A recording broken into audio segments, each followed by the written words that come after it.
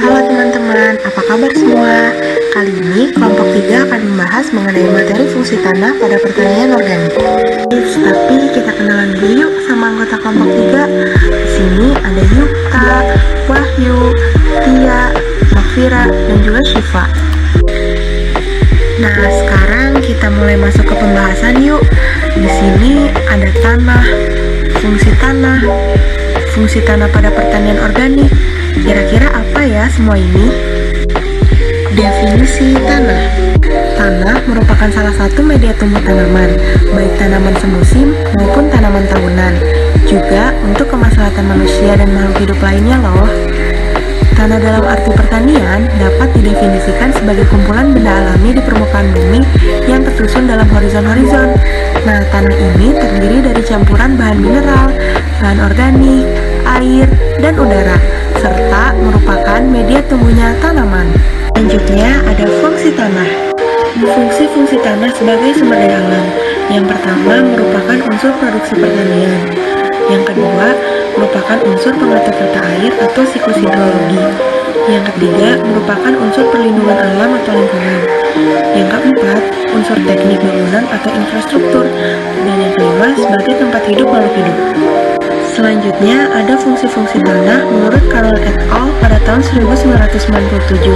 Yang pertama, mendukung aktivitas biologi, keanekaragaman hayati, dan produktivitas. Yang kedua, mengatur tata air dan aliran lautan.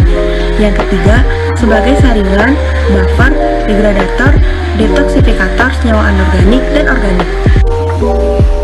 Fungsi tanah pada pertanian organik. Yang pertama, sebagai tempat tumbuh dan berkembangnya perakaran tanaman. Akar-akar tanaman tumbuh, berkembang, dan melakukan aktivitasnya di dalam tanah. Akar melakukan kegiatan fisik, kimia, dan biologi di dalam tanah, sehingga dapat terus tumbuh dan berkembang ke lapisan tanah yang lebih dalam agar dapat menopang tumbuhnya bagian tanaman di atas tanah.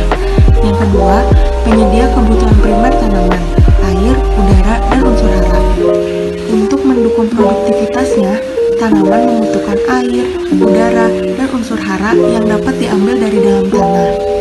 Air, udara, dan unsur hara sangat dibutuhkan tanaman dalam kegiatan metabolismenya untuk dapat melangsungkan proses-proses kehidupan tanaman.